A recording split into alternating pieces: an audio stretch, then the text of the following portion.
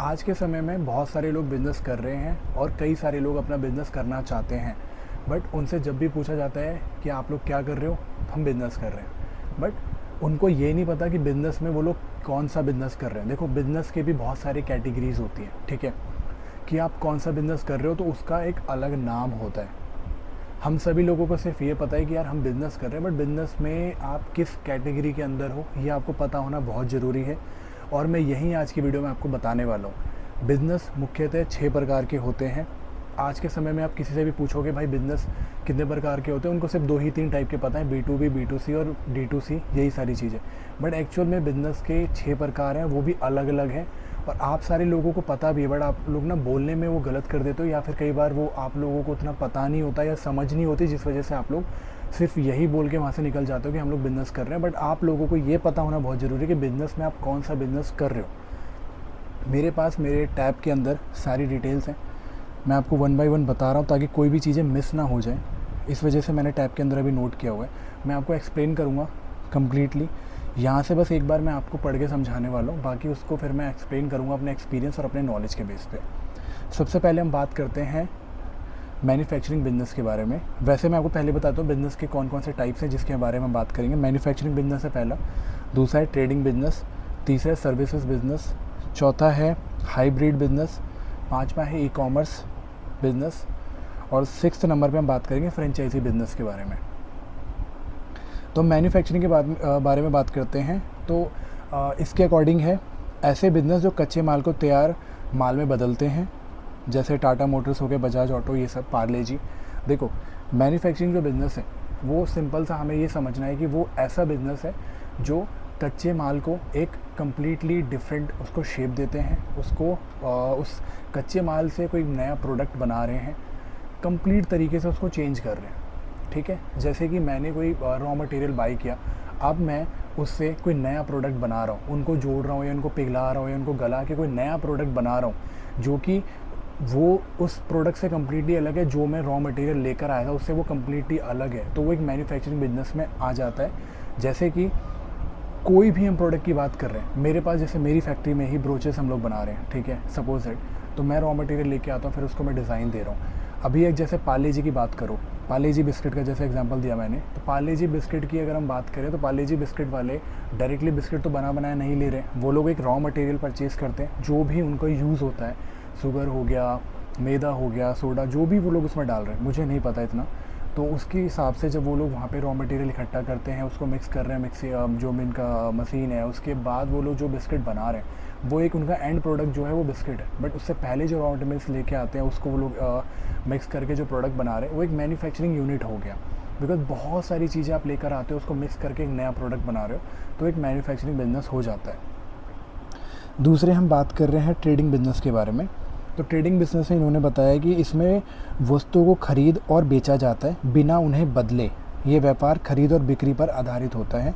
जैसे ये थोक व्यापारी होते हैं, रिटेल शॉप्स होते हैं, ऑनलाइन स्टोर जैसे अमेज़ोन पर जो सेलर्स होते हैं, फ्लिपकार्ट या मीशो के ऊपर जो सेलर्स हैं, अदर वेबसाइट्स के ऊपर है। देखो, ट्रेडिंग बिजनेस में सिंपल सा होगा कि आपने कोई सामान किसी मार्केट से खरीद कर आप अपनी दुकान पर लेकर आए, या आपने कहीं वेबसाइट पे सेल किया, या अमेज़ोन, फ्लिपकार्ट, कहीं भी आप सेल कर रहे हैं, या जो भी थोक विक्रेता होते हैं, या ये जो भी सामान जो होलसेल में ख़रीद के ला रहे हैं, ये सारे ट्रेडिंग बिजनेस के अंदर आते हैं।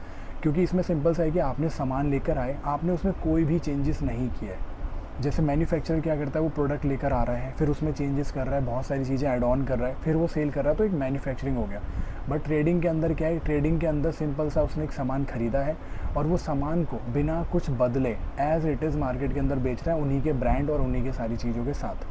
तो वो ट्रेड के अंदर आता है। आपने अक्सर जो भी हमारे आसपास के दुकानदार हैं, जो भी हमारे आसपास के अमेज़ॉन पे या इन सब पे जो सेलर्स हैं, या जो भी हमारे आसपास के जो बिज़नेस पर्सन है जो आपको सामान लाकर किसी मार्केट से ख़रीद कर दे रहे हैं, वो कहीं ना कहीं से वो लोग मार्केट में सामान खरीद रहे हैं, तो ये सारा ट्रेडिंग के अंदर आता है। वो लोग अक्सर ये सीधा बोल देते हैं कि हम बिज़नेस कर रहे हैं, बट बिज़नेस में भी वो ट्रेडिंग बिज़नेस कर रहे हैं, ठीक है।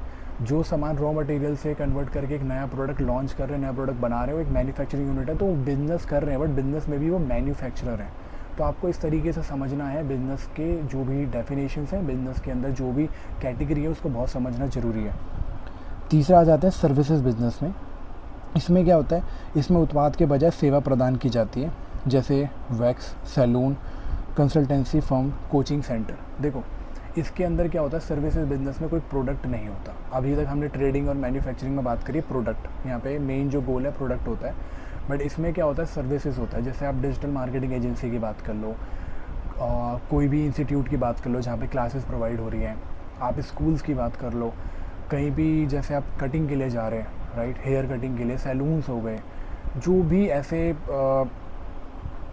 शॉप्स हैं या जो भी ऐसे बिजनेसेस हैं जहाँ पे आपको प्रोडक्ट नहीं मिल रहा है, ठीक है, कोई खाने पीने की चीज़ नहीं मिल रही, कोई सामान ऐसा नहीं मिल रहा जिसका आप यूज़ कर सकते हैं, बट ये है कि आपको सर्विसेज प्रोवाइड की जा रही है। जैसे डिजिटल मार्केटिंग एजेंसी में क्या किया, आप लेकर गए अपना बिज़नेस कि भाई मेरे बिज़नेस की मार्केटिंग कर दो, तो वो एक आपको सर्विस प्रोवाइड कर रहे हैं। किसी भी कंसल्टेंसी में आप जाओगे तो उनसे आप कोई राय ले रहे हो, सलाह ले रहे हो, वो एक सर्विस आपको प्रोवाइड कर रहे हैं। वहाँ पे प्रोडक्ट नहीं है, कोई भी ऐसा सामान नहीं है, बस वो आपको सर्विसेज प्रोवाइड करा रहे हैं। आप हेयर कटिंग के लिए जाते हैं, सलून्स में जाते हैं मेकअप करवाने या हेयर कटिंग करवाने, तो आपको कोई प्रोडक्ट तो नहीं दे रहे आपके हाथों में, राइट। आपने उन्हें पैसे दिए, उसके बदले में आपने अपनी हेयर कटिंग करवाई है या मेकअप करवाया या सलून्स में जो भी आप स्पा ले रहे हैं, तो वो सारा एक सर्विसेज बिजनेस में आ गया जिसमें आपके हाथ में कोई प्रोडक्ट नहीं है, बस वो आपको सर्विस प्रोवाइड कर रहे हैं जो आप उनसे लेने जा रहे हैं, जो भी आपको दे रहे हैं वो, तो वो एक सर्विस हो गया जिसमें प्रोडक्ट नहीं है, बस वो सर्विसेज प्रोवाइड करवा रहे हैं। इसमें किसी भी टाइप का बिजनेस आ जाता है जो आपको प्रोडक्ट नहीं दे रहा, बस सर्विस दे रहे हैं, जैसे मैंने एग्जांपल आपको बता दिए बहुत सारे। तो इस टाइप के जो भी बिजनेस आपको दिखते हैं तो आप समझ जाइए कि सर्विस प्रोवाइड कर रहे हैं आपको। इसमें स्कूल भी ऐसे ही है, स्कूल में आप जा रहे हैं, प्रोडक्ट नहीं मिल रहा आपको, आपने फीस दी, वो आपको पढ़ा रहे हैं। किसी कोचिंग सेंटर में आप क्लास लेने जा रहे हैं तो आपको प्रोडक्ट नहीं दे रहे, बट वो आपको पढ़ा रहे हैं, तो वो भी एक सर्विसेज बिजनेस में आ जाता है। हमारा फोर्थ बिजनेस है हाइब्रिड बिजनेस, जिसमें होता है ऐसे बिजनेस जो उत्पाद और सेवा दोनों प्रदान करते हैं। जैसे रेस्टोरेंट हो गया, इसमें खाना परोसा जाता है तो वो एक उत्पाद हो गया उनका खाना, बिकॉज खाना उनका प्रोडक्ट है, और जो सर्व कर रहे हैं वहाँ पे वेटर्स, वो हो गया आपका सेवा।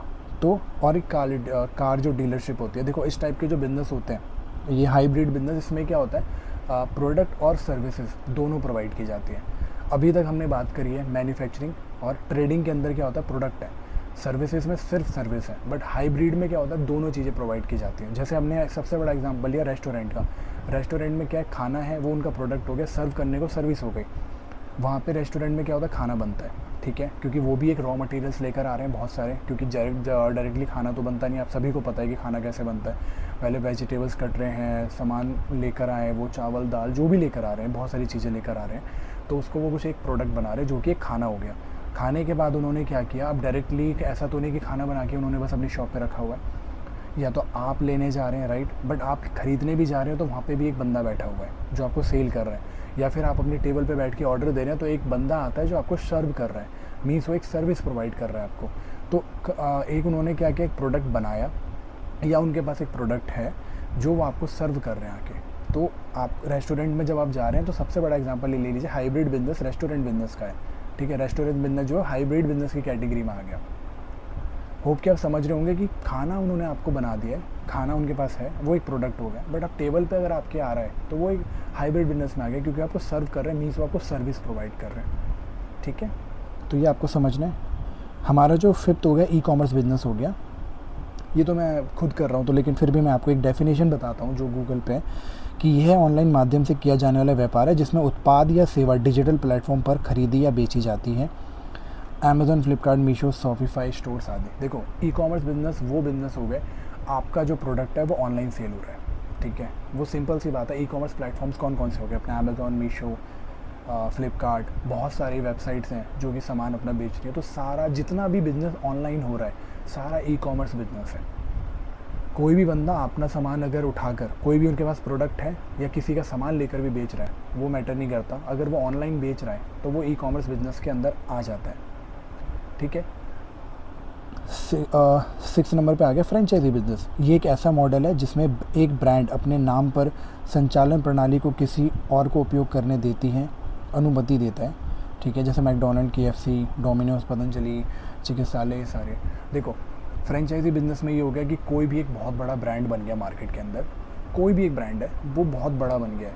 अब वो क्या करता है, उसको पता है कि यार उसके अंदर या उसके पास इतनी कैपेबिलिटी नहीं है या इतनी क्षमता नहीं है कि वो अपने बिज़नेस को एक्सपैंड कर पाए, ठीक है, या उसके पास स्टोर्स इतने। देखो कोई भी बिज़नेस है ना, अगर मैं ही बहुत बड़े बिज़नेस पे हूँ या मेरा बहुत बड़ा ब्रांड है, हो, मतलब मुझे पता है कि यार मेरे पास इतना कैपिटल फिर भी नहीं हुआ कि मैं हर स्टेट में या हर जगह पे अपना बिज़नेस को फैला सकूं, और पॉसिबल नहीं हो पाता है। अगर किसी के पास बहुत पैसा भी है ना, तो भी हर स्टेट में या हर जगह पे अपने बिज़नेस को फैलाना नेक्स्ट टू इम्पॉसिबल है।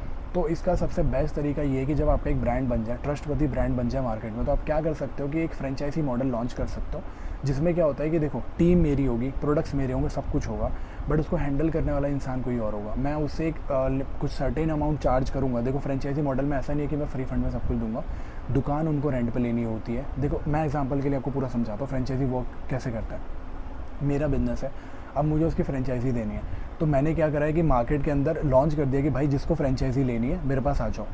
अब मैं क्या करूँगा, 2 लाख 5 लाख रुपए उनसे एक फ़ीस चार्ज करूँगा, बिकॉज भाई मैंने अपना एक ब्रांड बनाया। अब मैं डायरेक्टली तुम्हें अपना सामान दे रहा हूँ और तुम्हारे पास लोग आएंगे तो वो मुझे जानते हैं, मेरी ब्रांड वैल्यू है, ठीक है, क्योंकि आपको तो मार्केटिंग हम कर रहे हैं, सब कुछ हम कर रहे हैं, तो आपको तो पैसा बचा है। तो उस केस में क्या होता है कि मैंने एक सर्टेन अमाउंट चार्ज किया आपसे, अब डायरेक्टली आपने क्या करा है, अपनी एक शॉप लेनी है आपको रेंट पे, प्रोडक्ट हम आपको सारा देंगे, ठीक है। अब जो सेल होगा उसमें भी कुछ ना कुछ कमीशन मुझे जाएगा। इसमें काफ़ी सारे रूल्स एंड रेगुलेशंस ये होते हैं कि यार जब आप प्रोडक्ट मेरा सेल कर रहे हो तो आप उसमें अपना ब्रांड नहीं लगा सकते, मेरा ब्रांड होना चाहिए। शॉप के अंदर जो प्रोडक्ट्स हैं वो किस हिसाब से रखे जाएंगे वो हम डिसाइड करेंगे, क्योंकि हमारे प्रोडक्ट है, हमारा ब्रांड है। तो इसमें लिमिटेशंस बहुत होती हैं। पहली बात, ऐसा नहीं है कि आप अपनी मर्ज़ी से वहाँ पे कुछ भी कर सकते हो। अगर आपने हमारी फ्रेंचाइजी ली है और भी कंपनीज़ की ली हैं, तो उसमें भी हमारे रूल्स अलग होंगे। अगर सिर्फ आप हमारा ही प्रोडक्ट हमारे स्टोर पे अपनी स्टोर पे बेच रहे हो, तो उसमें रूल्स और रेगुलेशंस हमारे अलग होते हैं, ठीक है। क्योंकि एक ही स्टोर पे अगर 10 ब्रांड के सामान है और आपने सबकी फ्रेंचाइजी ले रखी है, तो हमें भी प्रॉब्लम आएगी। तो हम उसमें भी ध्यान देते हैं। बहुत सारी चीज़ें होती हैं इसमें रूल्स में, बट ये सिंपल सा समझना है कि किसी भी बड़े ब्रांड का फ्रेंचाइजी आपने ख़रीद लिया, उनसे उनका नाम खरीद लिया, उनसे वो प्रोडक्ट, क्योंकि उसमें क्या है, इसमें एक चीज़ ये भी एडवांटेज होता है, आपको मेहनत करने की ज़रूरत नहीं है। देखो कंपनी एडवर्टाइजमेंट कर रही है, मार्केटिंग कर रही है, आपने बस क्या करा है, आपने देखा होगा अपनी हर जगह आपको एक चीज़ ज़रूर दिखते होंगे, पतंजलि के स्टोर्स अगर आपने देखे होंगे, मैकडोनल्ड, KFC, तो क्या ये KFC का ऑनर या KFC की कंपनी आके बार बार दुकान खुलवा रही है? नहीं, इन्होंने क्या करा, फ्रेंचाइजी बाई करी, KFC वालों ने इनको पूरी सर्विसेज प्रोवाइड करी। देखो KFC अपना एक बंदा भेजती है प्रॉपर, वो इनके स्टोर को जो है अच्छी तरीके से डिज़ाइन करवाएगा पूरा, ठीक है, सब कुछ अंदर का पूरा सेटअप KFC वाले करवाते हैं, पैसा इनका होता है सारा। उसके बाद जो भी सामान है, जो KFC के अंदर शेफ्स हैं, वो भी ये लोग जो स्किल्स हैं वो सारे इनको सिखाते हैं या फिर अपना बंदा रखते हैं। क्योंकि ब्रांड अगर मेरा है और मैं नहीं चाहूँगा ना कि सिर्फ दुकान पे मैं सामान रख के चला जाऊँ, भाई उसको बेचना भी तो सामने वाले को आना चाहिए, सही तरीके प्रेजेंट करना आना चाहिए, नहीं तो अल्टीमेटली क्या होगा, हमारी ब्रांड वैल्यू गिर जाएगी। तो इस तरीके से फ्रेंचाइजी मॉडल हो गया, मैन्युफैक्चरिंग हो गया, ट्रेडिंग हो गया, हाइब्रिड हो गया, सर्विसेज हो गया, ई-कॉमर्स हो गया, इस तरीके से वर्क करते हैं।